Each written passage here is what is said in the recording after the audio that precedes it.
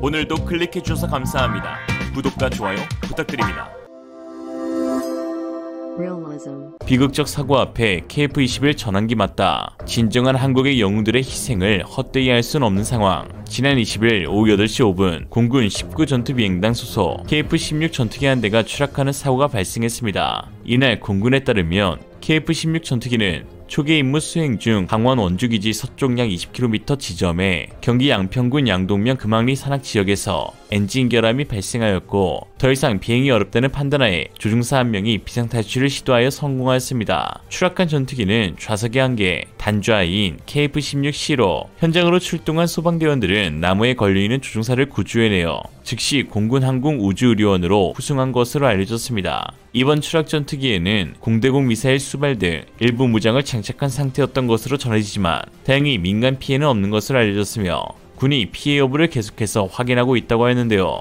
이에 공군은 정찰 자산과 비상대기 전력을 제외한 전 기종을 비행 중지하였으며 해당 기종의 비행은 정확한 사고 원인이 규명될 때까지 중지할 예정이라고 했습니다. 천만다행으로 인명 피해는 없었지만 해당 기체가 잦은 엔진 결함에 시달리고 있는 것이 증명되면서 우려의 목소리가 커지고 있습니다. 한국공군이 보유한 F-16 계열 전투기는 93년부터 2022년까지 총 13번의 추락 사고가 있었으며 그 가운데 절반이 넘는 7번의 사고가 엔진 결함인 것으로 드러났습니다. 이 엔진은 프렛 휘트니사의 F100 계열로 F100 PW200과 F100 PW229 엔진인데요.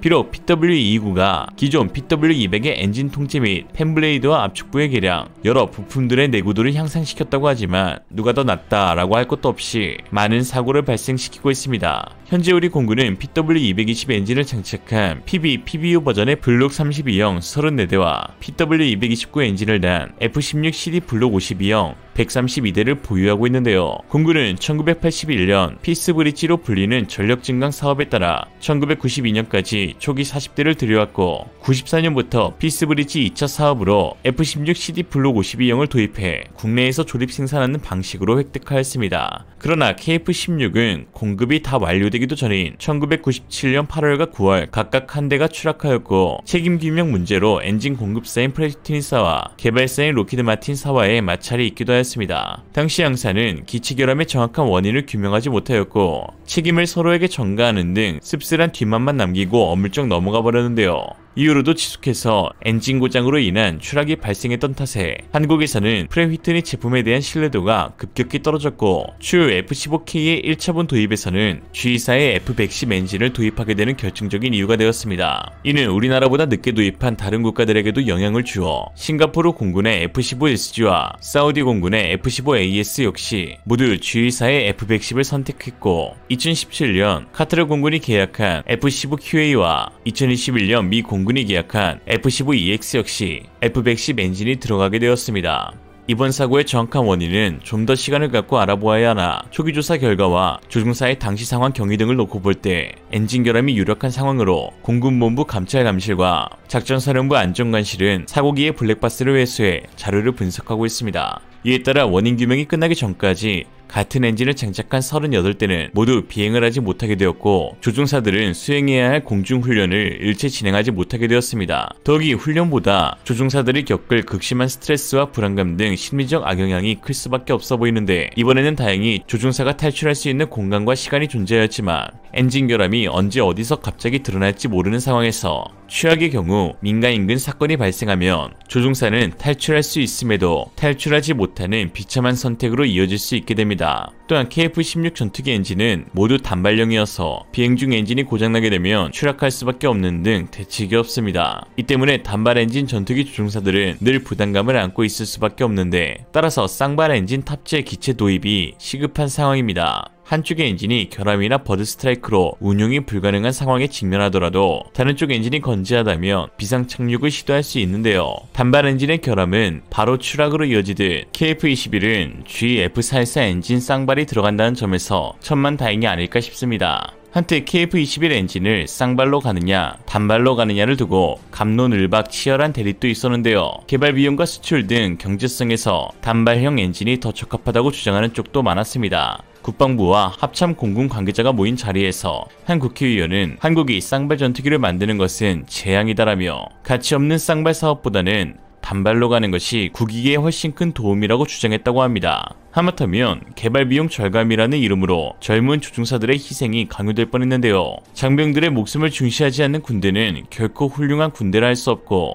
그들의 목숨을 지키는 것이 지휘부가 가장 먼저 해야 하는 것입니다. 높은 자리에 앉은 것은 자신의 뜻을 억지로 관철시키기 위함이 아니라 자신의 뜻에 따른 책임을 지기 위해서라는 것을 잊지 않았으면 합니다. 한편 우리 공군 기체들은 엔진 결함뿐만 아니라 극심한 노후화로 인한 고장 사고가 잦게 발생하고 있는데요. 그에 해당 기체가 바로 F4와 F5 전투기입니다. F4E나 F5EF는 도입된 지 40년이 지난 노후 기종들로 2000년 이후 공군 추락사고 38건 가운데 20건이 이들 기중에서 발생하였는데 거의 1년에 하나씩 떨어진 셈입니다. 이 과정에 16명의 엘리트 조종사들이 귀한 목숨을 잃었는데요. 모든 사고가 기체 노후화로 발생한 것은 아니지만 이 기종을 몰아야 할 조종사들이 목숨 걸고 탄다고 말할 정도니 뭐 말 다 했죠. 그런데도 공군은 아직 100대의 노후 기종을 유지하고 있는데요. 물론 군대의 존재 목적이 안보를 지키기 위한 임무 수행과 훈련으로 급작스러운 전력 공백은 당연히 막아야겠지만 저는 임무 수행이란 이름으로 40년도 더 된 위험천만한 기체에 젊은 조종사들을 맡길 수 없다는 목소리가 나오고 있습니다. 이에 현재 한국에서는 신형 FA-50과 KF-21 보람의 전투기의 추가 도입을 추진 중에 있습니다. 이중섭 국방부 장관도 국회 인사청문회에서 노후 전투기를 최대한 빨리 신형으로 교체할 필요가 있다고 밝혔고 앞서 군 당국이 7월 F-35A 스텔스 전투기 20대의 추가 구매를 결정한 것도 노후 전투기의 조기 퇴출로 인한 전력 공백을 최소화하려는 일환입니다. 또 2016년에 개발이 완료되는 KF-21의 초대 양산 물량을 확대하는 방안도 검토하는 것으로 알려져 있는데요. 2032년까지 블록 1 40대, 블록 2 80대 순으로 총 120대를 양산하는 계획을 블록 1 60대, 블록 2 60대로 변경하는 내용입니다. 일각에서는 KF-21의 전체 양산 물량을 150대 이상으로 늘려야 한다는 주장도 하고 있죠. 사실 우리 공군의 노후화 문제가 대두되게 된 것도 KF-21 사업 진행을 미뤄왔기 때문입니다. 2001년부터 한국형 전투기 개발 사업이 진행되었지만 중간에 사업 추진이 불확실해지게 되었는데 2007년 한국개발연구원의 부정적 보고서가 결정적이었습니다. 내용인즉슨 개발 비용이 과다하여 직구매 대비 사업 타당성이 부족하다는 견해였습니다. 나중에 사업 추진이 결정되었지만 그로 인해 공급 일정이 10년 이상 미뤄졌고 그 결과 젊은 조종사들의 목숨을 담보로 한 위험천만한 비행이 지금까지도 연장된 것이죠. 결정권을 쥔 자들이 수도 없이 밀고 당기고 고민하고 있지만 추락하는 기체의 조종관을 잡은 조종사들은 자신이 목숨을 잃을 수 있는 상황에서도 일만의 고민도 하지 않는다는 것이 더욱 가슴을 아프게 하는데요. 민가를 앞에 두고 피해를 야기시키지 않기 위해 스스로 산하에 순직한 공군 조종사들의 이야기입니다. 올해 초 F5 전투 조종사로 복무하던 심정민 소령은 훈련을 위해 이륙후 상승하면서 왼쪽으로 선회하던 중 엔진에 화재 경고등이 들어왔고 긴급 착륙을 위해 수원기지로 선회해야 했지만 조종계통 결함이 추가로 발생해 전투기 기수가 급강하였습니다. 상황을 관제탑에 보고하고 비상탈출을 선언하였으나 항공기 진행 방향 주변에 대학교 캠퍼스와 다수의 민가가 있어서 피해가 커질 것을 우려해 비상탈출을 시도하지 않고 조종관을 끝까지 잡아 결국 서쪽 8km 부근 경기도 화성시 경남명 광안리 태봉산 인근에 추락하여 순직하였죠. 그의 나이 불과 28세였습니다. 심정민 소령은 공군사관학교 생도 시절부터 탁월한 리더십과 뛰어난 축구 실력으로 동기는 물론 선후배들 사이에서 인망이 높았습니다. 특히 전투조종사로의 자부심이 남달랐는데 지인들에게 나는 언제까지 전투조종사로 살고 싶다는 말을 자주 했던 사실이 전해지면서 안타까움을 더욱 자아냈습니다. 또한 1991년 12월 13일 15시 1분 훈련 후 귀환 중이던 F5A 전투기 2대가 공중 충돌하는 사고가 있었는데요. 3번기의 한우승 대위는 비상탈출에 성공하였으나 이상희 대위 기체에서는 비상탈출이 없었습니다. 인근 미나리밭에 추락해 기치와 함께 산하였는데 사고 후 찾아낸 블랙박스에서 이런 음성이 녹음되었다고 합니다. 추락한다. 탈출하겠다.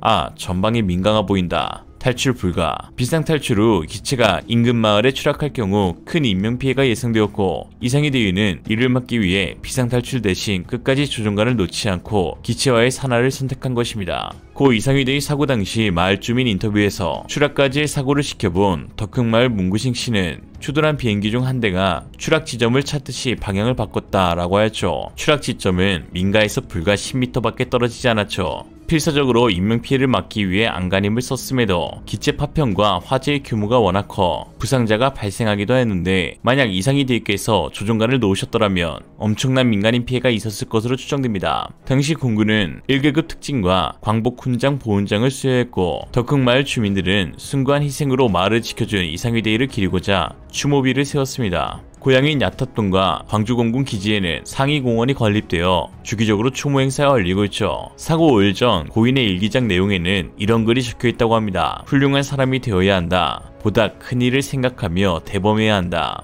눈을 코앞에 놓지 말자. 내 지금 당면한 일에 게으르지 말자. 내 할 일을 충분히 하고 그 이상을 하자. 내 이름을 날리려 하지 말자. 늘 사랑하고 용서하고 희생할 수 있다는 생각을 가지고 행동하자. 그리고 이상희 대위는 자신이 적은 일기장의 다짐들을 모두 이루어내셨죠. 이제 공군 지휘부가 나서서 해결책을 마련해야 할 때입니다. 같은 문제가 계속해서 발생한다는 것은 어쩌면 도태된 것이 기치뿐은 아니라는 것을 의미하는지 모르겠습니다. 이상으로 리얼리즘이었습니다. 여러분의 생각은 어떠신가요? 분명하고 지혜로운 여러분의 의견을 지금 댓글에 남겨주세요. 감사합니다.